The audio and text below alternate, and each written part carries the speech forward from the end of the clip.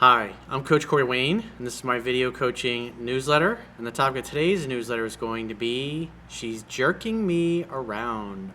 I've got a good email from a viewer. He's been following me basically for most of the past year. Like a lot of guys, he found me when he had a relationship that he was in wasn't going too well.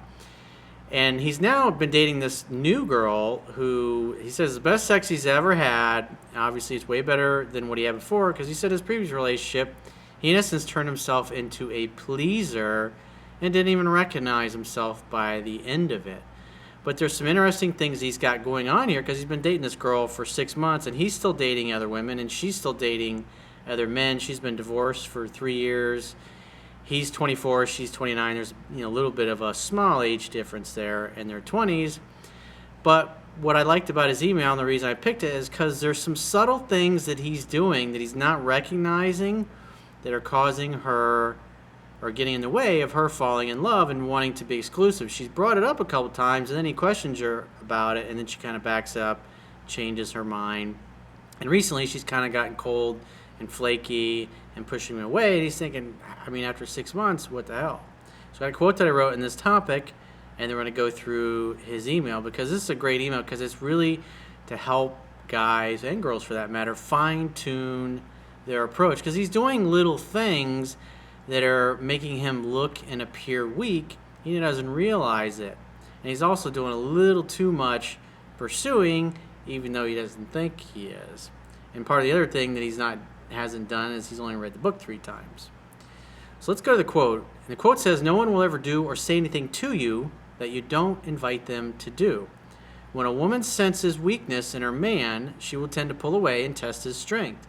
If he stands up for himself, remains centered, and passes her tests of his strength, then she will come back more attracted and affectionate than before. If he displays weakness and indecisiveness, this turns her off even more, and she will usually back away more also. If a man is fearful of losing his woman, he will tend to try and force things by contacting her more, acting dopey, more feminine, seeking her approval, and constantly needing to know where he stands with her. The confident, centered, masculine man knows that women tend to behave more like cats and will come and go as they please, and he is okay with that. Smart men let women come to them at their own pace. Men who don't know any better will chase women right out of their lives." Let's go through his email. He says, "Hello, Corey. I've been following you for quite a bit. I'm on my 3rd read so far, and your stuff really works, dude. Well, the goal is to get you to apply it all the way and to help fine-tune your approach, which obviously is why I think your email is a great one to help people out there fine-tune their approach. Because the mistakes are real subtle and innocuous. But obviously to me, they're obvious.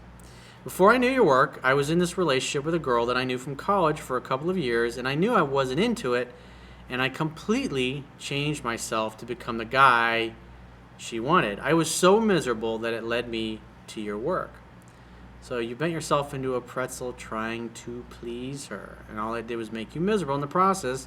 In essence, you probably would say you lost yourself a little bit. You look in the mirror one day and you don't even recognize the dude that you'd become, because everything you were and were about was about pleasing this girl so she would like you and stick around. Now, with that in mind, obviously that's not something you just flip a switch and it goes away overnight. It takes some time and some focus on what you're doing right and doing wrong, and obviously learning the fundamentals. After I broke things off with her, I met this amazing woman that I work with, and things have been going great, or so he thinks. In the beginning, she was all over me. We would go on dates. She would do 70 to 80% of the initiating, and things were great. Well, as I talk about in my book, the idea is the guy pursues in the beginning, and as the woman really starts to take the ball and run with it, if you will, she starts to call and text more. That's why the guy only needs to reach out once a week and set one date. And once the woman starts reaching out in between those dates, then you just use those as opportunities to set the next date instead of talking her on the phone and becoming her therapist or her gay male girlfriend, if you will, and getting yourself stuck in friend zone. The idea is it's a man's job to create the love story. In other words, it's his job to create an opportunity for sex to happen. Because at the end of the day, that's the whole person the whole reason why you're going out together is because you like each other sexually. Now, whether you're real religious and you're going to wait till your wedding night or as soon as possible on the first or second date, you're going to be bumping uglies. It's different for everybody. But at the end of the day, the whole purpose is seduction. It's going to lead to sex at some point, whether it's on the first or second date or on your wedding night. Everybody's different. I coach men and women from all over the world. Plus, I also coach a lot of lesbian women and gay dudes. And there's always a masculine one, and there's always a feminine one where there's strong sexual polarity and desire for one another. And when there's a problem, it's usually because somebody is not in their right essence. So what it looks like here is that you kept pursuing 20 to 30%. Now keep in mind, this guy has a pattern of being a pleaser. Now why would somebody be a pleaser? Why would somebody become something they're not in order to win the affections or keep the affections of somebody they like? Well, deep down they don't think they're worthy or good enough, so they feel like they've got to change something about themselves in order to please the other person. So like I was saying earlier, that pattern is something that obviously it's one of the things that this guy is going to be working on if he hasn't recognized it already. She's 29 and I'm 24, and the only thing I would say I've done wrong is that she tells me that she doesn't want a relationship, and I would tell her that it's no pressure and that we should just go with the flow. Now, the only time a woman ever brings up, I'm not ready for a relationship, I'm not looking for a relationship, is either in the very beginning to say, hey, don't smother me, or if you've been dating for a while and you hear a woman say, I'm not ready for a relationship or I'm not looking for it, that means you're pursuing too much to the point where she literally feels like she's losing her freedom. And the fact that she's mentioned this tells me you're over pursuing. In other words, she's feeling smothered and she's trying to help you. She's trying to communicate to you how she needs you to show up. But most women can't really articulate it and just come right out and say, you call me too much and you text me too much and you're acting too dopey and I can tell you're waiting to get into a relationship with me and I'm not ready for that. In other words, when a woman says I'm not ready for it, she's saying I'm not feeling emotionally ready that I want to commit to you, and I can tell that's what you want and I'm not there yet. But women don't think like that. They don't talk like that. Most of them don't. There are some women that are really great with guys and they can relate to guys and talk to guys and be one of the dudes, if you will, and totally explain things, but they're kind of unicorns. She's been divorced for the past 3 years and dates other guys, and I told her that I was dating other women. As we were getting closer, she would say things like, I want you all to myself, and I would say, what do you mean? Good question, good response. And he would say, does that mean you want me all to yourself? Well, you just repeated what she said. I want you all to myself. Does that mean you want me all to yourself? So, I mean, you're repeating the same thing back to her. The idea is to say, are you saying you want to be in a relationship? Are you saying you want to be my girlfriend? You want me to be your boyfriend? Is that what you're looking for? Is that what you're thinking? Is that what you want? You've got to be very specific when it comes to something like that. A lot of guys will hear that and then they'll go, oh, great, okay, so we're in a relationship now. And they change how they're acting, even though it's not what she really said, because they didn't bother really. Because when you say, what do you mean? Make sure she explains it to you explicitly in logical terms that make total sense, and so it's crystal clear. And she would say, but I'm not ready for a relationship, so I'd give her the let's just go with the flow speech, and we continue to do the 3 H's. Hang out, have fun, and hook up for those of you that don't know. Man, she's drop dead gorgeous, and she's the best sex I've ever had. He did send a picture, and I can tell why he likes her. This had been going on since October of 2016. Well, here we are. Where were we? April? Middle of April of 2017. So we're at least 6 months down the road here or more. At this point, she should have been head over heels in love with you and exclusive. Now, the only thing that gets in the way of that is there's not enough time and there's not enough space and not enough distance because you've pursued her too much. And therefore, those feelings went to a certain point. Like, give you an example. So if you're still pursuing 20 to 30% of the time, on an attraction level, her interest, her attraction is never going to go from anywhere more than a 7 or an 8 on a scale of 1 to 10. And women don't fall in love until they hit 9. And therefore, you pursuing to, in other words, you didn't back off enough. I would say it's because you didn't learn the fundamentals. I mean, you follow me all this time and you've only read the book 3 times. I mean, what do you think would happen if a new player on the New England Patriots, all the training camp, well, I've been through the playbook 3 times. You have to know the playbook back and forward. And if you were on my team, you'd get cut, dude. You wouldn't be up to Belichick standards because you don't know the playbook. And when guys don't know the playbook, they get out in the field and they're in the wrong position or their timing is going to be off. And that's the difference between winning and losing. As she was starting to feel for me more and more, I caught myself initiating texts more than she was. So you were doing more than pursuing. You were doing way more. So it probably flipped at some point, and you might have been doing 70 to 80% of the pursuing, so you assumed the woman's role. Approval-seeking type of behavior, trying to force things. And see, this is what happens. Guys don't learn the book. They don't really learn the transition from dating into relationship because the guy's going, hey, it's the best sex I've ever had, and we're fucking. It's great. But ignoring the fact that now you're over-pursuing. That shouldn't happen. You weren't paying attention, Padawan. She stopped calling and texting often, and yep, you guessed it, she started becoming flaky on making dates. In those situations, I would always wait for her to contact me, and then I'd make the next date. That's the way it should be.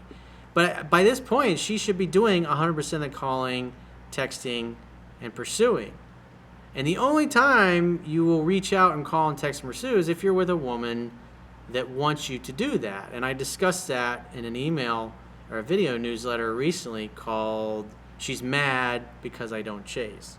I went into explicit detail on there, and that video did really well.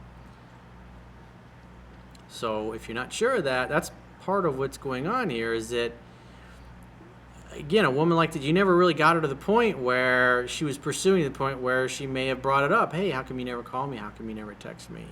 Again, I addressed that in the video, and I want to keep the subject to this, but for those of you that haven't seen it, I would highly recommend it. She's mad because I don't chase. That's the title of the video. We hung out one last time at her place when she reached out for me to come to her place, and we fucked each other's brains out. She had to get surgery done on her knee, and I texted her to see how it went, which I probably shouldn't have, but I didn't. But I want her to know that I care for her well-being. But after that, I didn't hear from her for a week and a half.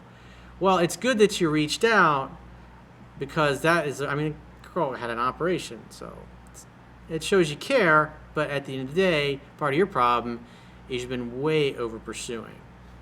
And that sounds like you kind of became the occasional booty call for her. Because she's a pretty hot-looking girl, and obviously if you're both dating other people, and she's made it clear that she's dating other people, this girl's definitely got some other options and choices. You're just one of the male orbiters.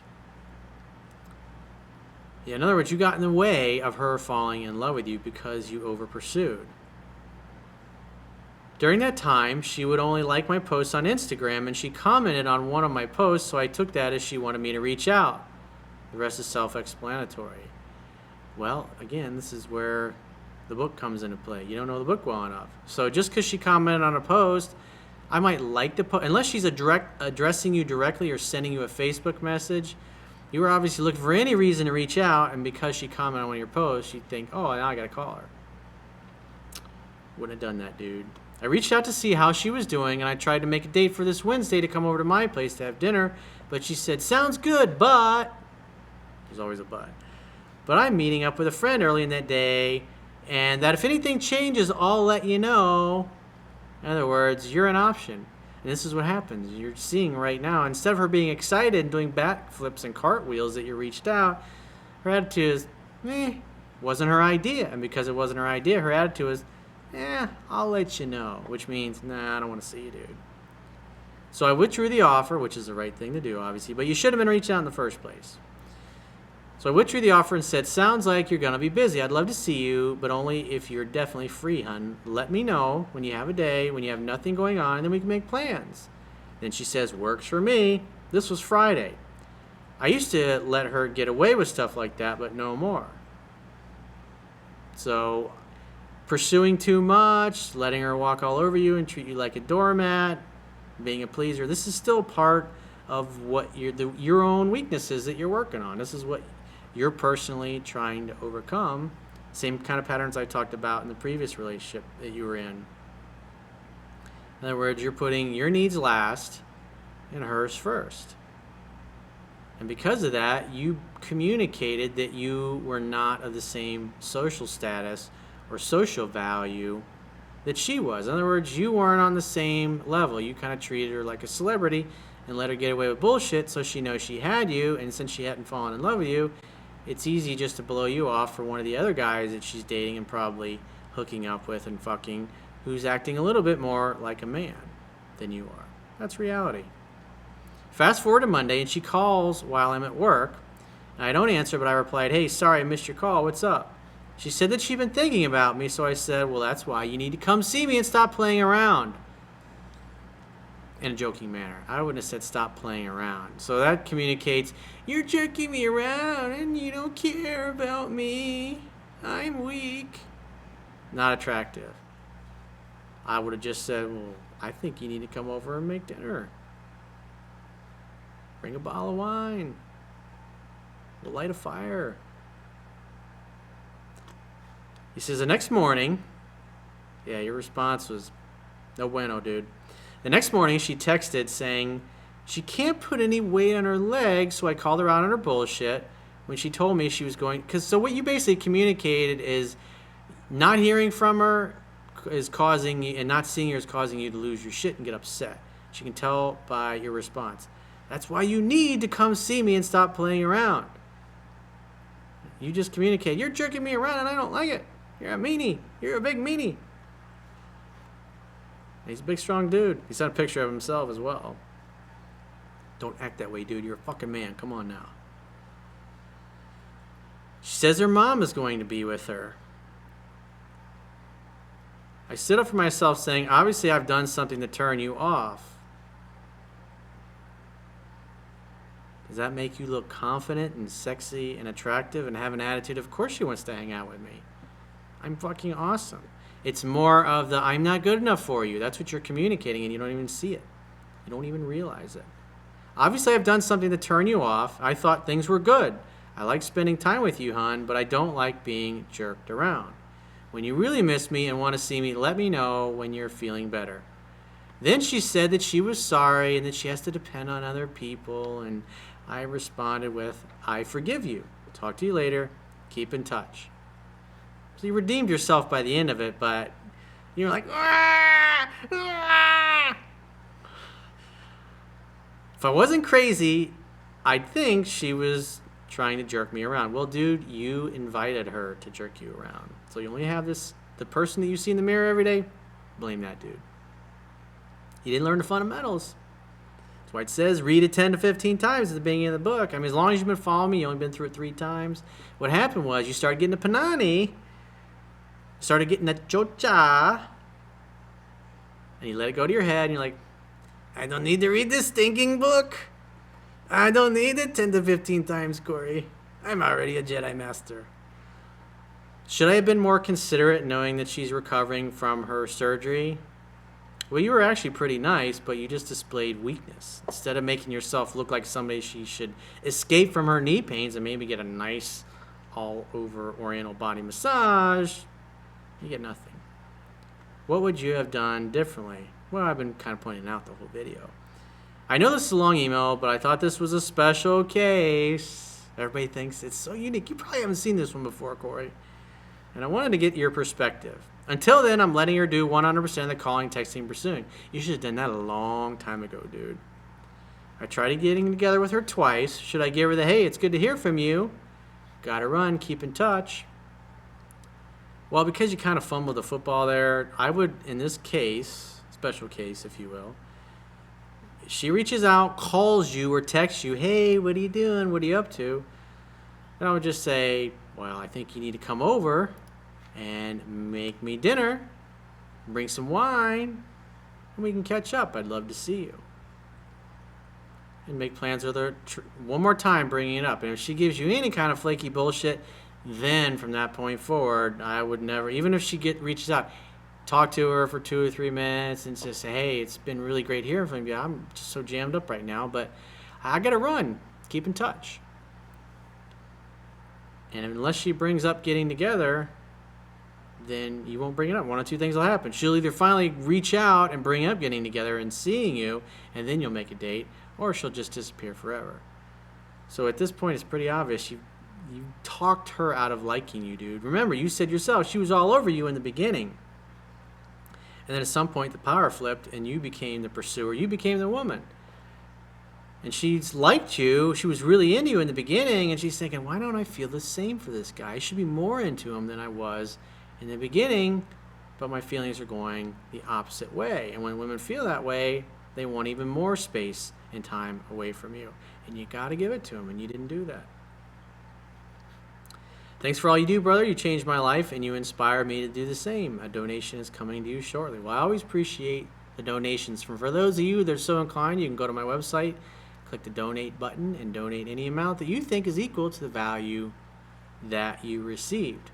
But at the end of the day, dude, it's a victory. It's a win, because this chick's bad to the bone and hot, and sex is amazing, best you've ever had, which is a big improvement from your last relationship. I mean, the bottom line is you got better. Even if you never hear from this girl again, even if you never hook up with her again, it's still a victory.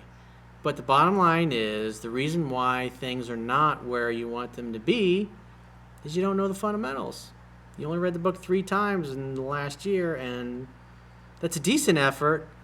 That's not Tom Brady or Bill Belichick worthy type of effort. You want to be the best, you got to act like the best. You got to master the fundamentals. Because again, like I said, what happened was you started getting laid and hooking up, and you figured, I got this all down. I don't need to read this 10 to 15 times. I'm a special case. I'm different. I'm special. I'm not like those other guys Corey coaches. And here you are. You're like those other guys. I know. I learned the hard way too. This is the only way you learn, is by fucking up and making mistakes. And hopefully the idea is by going through these emails, you learn from other people's fuck-ups. Not go out and repeat the same fuck-ups because you didn't learn the fundamentals. So if you'd like to get my help personally and you want to do a phone or Skype audio coaching session with yours truly, you can go to my website, click the products tab at the top of your screen, and book that option, and my assistant will get you scheduled. And I will talk to you soon.